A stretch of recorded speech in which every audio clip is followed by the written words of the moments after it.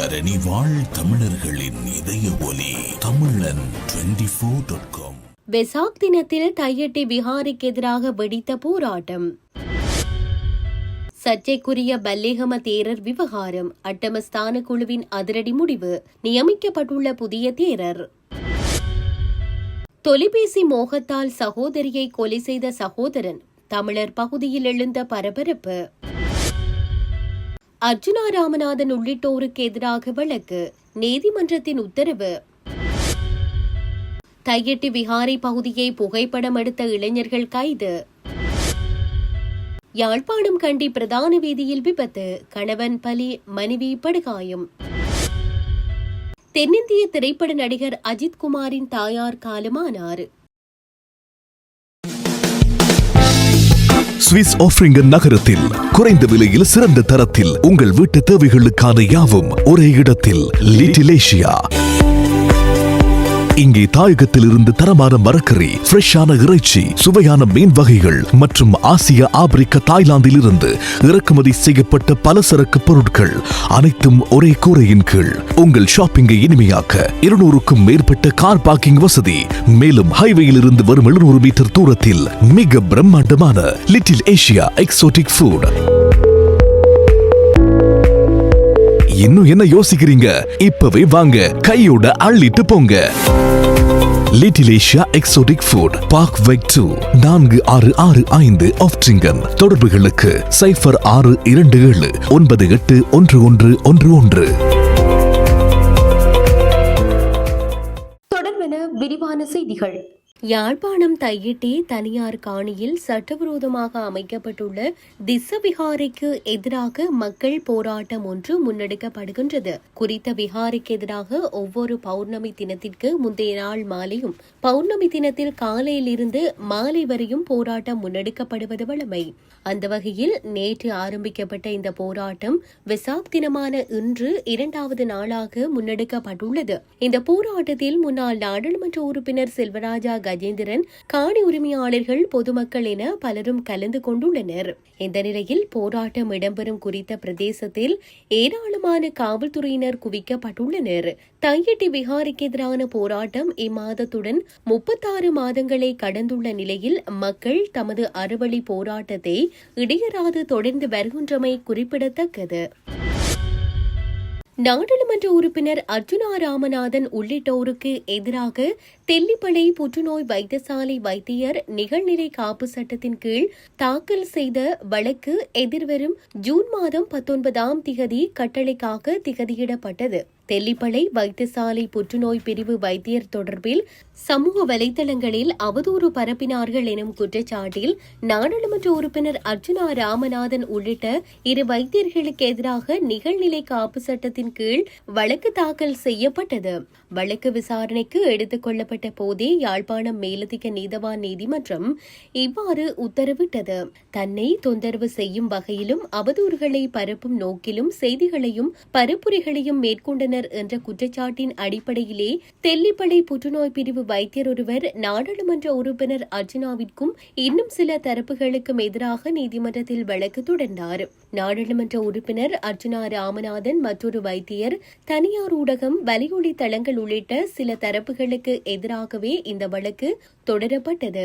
எதிர்மனுதாரர் சார்பில் சமர்ப்பணங்கள் செய்யப்பட்ட நிலையில் குறித்த வழக்கினை எதிர்வரும் ஜூன் மாதம் 19ஆம் திகதிக்கு கட்டளைக்காக மன்று திகதியிட்டது. குறித்த வழக்கில் தெல்லிப்பளை புற்றுநோய் வைத்தியசாலை வைத்தியர் சார்பில் சிரேஷ்ட சட்டத்தரணி லக்ஷான் டயஸின் வழிகாட்டலில் சட்டத்தரணி கனகலிங்கம் கிஷோபனாவும், நாடாளுமன்ற உறுப்பினர் அர்ஜுனா ராமநாதன் சார்பில் சட்டத்தரணி கௌசல்யா நரேந்திரனும் முன்னிலையாகியுள்ளனர்.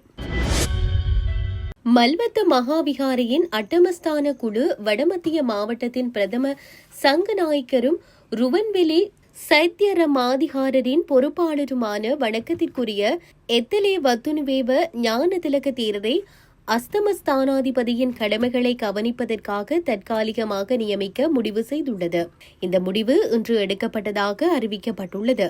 மல்வத்த மகாவிகாரை பிரிவின் நுவரெங்குலத்தின் தலைமையக சங்கநாயக்க மற்றும் அஸ்தமஸ்தானாதிபதியான வணக்கத்திற்குரிய பல்லேகம ஹேமரத்ன தேரர் மீதான குற்றச்சாட்டுகள் தொடர்பான நீதிமன்ற நடவடிக்கைகள் முடிவடைந்து இவ்விடயத்தில் இறுதி முடிவு எடுக்கப்படும் வரை இந்த தற்காலிக நியமனம் செய்யப்பட்டுள்ளது என அந்த அறிக்கையில் தெரிவிக்கப்பட்டுள்ளது.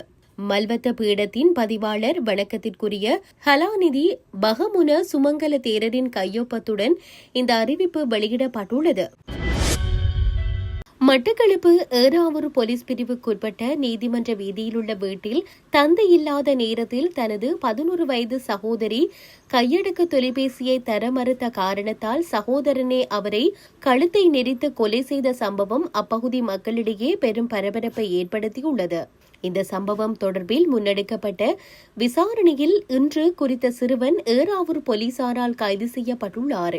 சம்பவம் தொடர்பில் மேலும் தெரியவருவது, கடந்த வியாழக்கிழமை மாலையில் ஏறாவூர் 5 பிரிவு நீதிமன்ற வீதியைச் சேர்ந்த சத்யானந்தன் சதிசா என்ற சிறுமி குளியலறை தண்ணீர் தொட்டியில் விழுந்து உயிரிழந்த நிலையில் சடலமாக மீட்கப்பட்டார். இவரின் தாயார் வெளிநாட்டில் வேலைவாய்ப்பு பெற்று சென்றுள்ளதுடன் தந்தையின் பராமரிப்பில் 14 வயது சிறுவனும் 11 வயது சிறுமியும் வளர்ந்து வந்துள்ளனர். சம்பவ தினத்தன்று தந்தை வேலைக்காக வெளியில் சென்று வீடு திரும்பும் பொழுது தண்ணீர் தொட்டிக்குள் குறித்த சிறுமி சடலமாக கிடந்து மீட்கப்பட்டு வைத்தியசாலைக்கு கொண்டு சென்ற வேளையில் குறித்த சிறுமி ஏற்கனவே உயிரிழந்து விட்டதாக மருத்துவர்கள் தெரிவித்துள்ளனர். இதனைத் தொடர்ந்து முன்னெடுக்கப்பட்ட விசாரணையில் சிறுமி தான் வைத்திருந்த கையடக்க தொலைபேசியை தரமறுத்த காரணத்தினால் சகோதரனுக்கும் சிறுமிக்கும் இடையே வாய்த்தர்க்கம் ஏற்பட்டுள்ளது. இதன்போது சகோதரியின் கழுத்தை நெரித்ததை அடுத்து அந்த இடத்திலேயே சிறுமி உயிரிழந்துள்ளார். அதன் பின்னர் சகோதரியை இழுத்து சென்று குளியலறையில் உள்ள தண்ணீர் தொட்டியில் போட்டுவிட்டு ஒன்றும் தெரியாதது போல வீட்டிலிருந்து பக்கத்து வீட்டிற்கு சென்றுள்ளார். அந்த சமயத்தில் வெளியிலிருந்து வீட்டுக்குள் வந்த தந்தை வீட்டில் பிள்ளைகளை காணவில்லை என்று தேடிய வேளையில் சம்பவம் தொடர்பில் தெரியவந்துள்ளது. இந்நிலையில் சிறுமி உயிரிழப்பு தொடர்பில் 14 வயது சிறுவன் மீது சந்தேகம் கொண்ட போலீசார் மேற்கொண்ட விசாரணையில் சிறுவன் தான் சகோதரியை கொலை செய்துள்ளார் என்பது தெளிவாகியுள்ளது. குறித்த சிறுவன் கைது செய்யப்பட்டுள்ளதாகவும் நீதிமன்றில் முன்னிலைப்படுத்தப்பட்ட நடவடிக்கை எடுக்கப்பட்டுள்ளதாக போலீசார் தெரிவித்துள்ளனர். சம்பவம் தொடர்பான மேலதிக விசாரணைகளை ஏறாவூர் போலீஸ் நிலைய பெரும் குற்றத்தடுப்பு பிரிவினர் மேற்கொண்டு வருகின்றனர். தையட்டி விஹாரை பகுதியில் சந்தேகத்திற்கு இடமான முறையில் நடமாடி புகைப்படங்களை எடுத்த 2 இளைஞர்களை பலாலி போலீசார் கைது செய்துள்ளனர். வெசாக் தினத்தை முன்னிட்டு விசேட வழிபாடுகள் தையட்டி விஹாரையில் நடைபெற்று வரும் நிலையில் விஹாரைக்கு சற்று தொலைவில் காணி உரிமையாளர்கள் போராட்டத்தினை முன்னெடுத்தனர். இந்நிலையில் வடமராட்சி பகுதியைச் சேர்ந்த 2 இளைஞர்கள் விஹாரைக்கு செல்வதாக கூறி விஹாரை பகுதிக்கு சென்று அங்கு சந்தேகத்திற்கு இடமான முறையில் நடமாடி புகைப்படங்களையும் எடுத்துள்ளனர். அதனை அவதானித்த போலீசார் இருவரிடமும் விசாரணைகளை முன்னெடுத்த வேளை முன்னுக்கு பின் முரணான தகவல்களை வழங்கியதை அடுத்து இருவரையும் கைது செய்து பலாலி போலீஸ் நிலையத்தில் தடுத்து வைத்து விசாரணைகளை முன்னெடுத்துள்ளனர். யாழ்ப்பாணம் கண்டி பிரதான வீதியில் வவுனியா பகுதியில் இடம்பெற்ற விபத்தில் மோட்டார் சைக்கிளில் பயணித்த ஒருவர் உயிரிழந்துள்ளதுடன் அவரது மனைவி படுகாயமடைந்துள்ளார். வவுனியா ஈரப்பெரியகுளம் காவல் நிலையத்திற்கு முன்பாக நேற்றிரவு 9:30 மணியளவில் இந்த விபத்து இடம்பெற்றுள்ளது. இதுகுறித்து மேலும் தெரிய வருகையில், கொழும்பிலிருந்து வவுனியா நோக்கி பயணித்த சொகுசு பேருந்து ஒன்று மோட்டார் சைக்கிளுடன் மோதியதாலேயே இந்த விபத்து சம்பவித்துள்ளதாக காவல்துறையினர் குறிப்பிட்டுள்ளனர். இதன்போது பெரிய உடுக்குளம் பகுதியைச் சேர்ந்த தில்ஹால் சதுரங்க என்ற 30 வயதுடையவர் தனது மனைவியுடன் மோட்டார் சைக்கிளில் பயணித்த போதே இந்த விபத்து நேர்ந்துள்ளது. குறித்த விபத்தில் கணவன் உயிரிழந்துள்ளதுடன் பலத்த காயமடைந்த அவரது மனைவி வவுனியா பொது மருத்துவமனையில் அனுமதிக்கப்பட்டுள்ளார். விபத்துக்குள்ளான சொகுசு பேருந்தின் சாரதி காவல்துறையினரால் கைது செய்யப்பட்டுள்ளதாக தெரிவிக்கப்படுகின்றது. இந்த நிலையில் இச்சம்பவம் குறித்து ஈரப்பெரியகுளம் காவல்துறையினர் மேலதிக விசாரணைகளை மேற்கொண்டு வருகின்றனர். தென்னிந்திய திரைப்பட நடிகர் அஜித்குமாரின் தாயார் மோகினி மணி காலமாகியுள்ளதாக இந்திய ஊடகங்கள் செய்தி வெளியிட்டுள்ளன. அவர் தனது 85வது வயதில் உடல்நலக் குறைவு காரணமாக சென்னையில் இன்று காலை காலமானதாக தெரிவிக்கப்படுகின்றது. இந்த நிலையில் பாலவாக்கத்தில் உள்ள அஜித்குமாரின் இல்லத்தில் இறுதி சடங்குகள் நடைபெறவுள்ளதாக அறிவிக்கப்பட்டுள்ளது.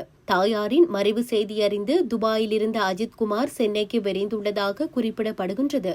கடந்த 2023 உடல்நலக் குறைவு காரணமாக அஜித்குமாரின் தந்தை சுப்பிரமணியம் காலமானார். இதேவேளை அஜித்குமாரின் தாயாரின் மறைவுக்கு தமிழக முதலமைச்சர் விஜய், முன்னாள் முதலமைச்சர் மு.க. ஸ்டாலின் மற்றும் நடிகர் கமல்ஹாசன் உள்ளிட்ட திரையுலகினர் பலரும் இரங்கல் தெரிவித்து வருகின்றமை குறிப்பிடத்தக்கது.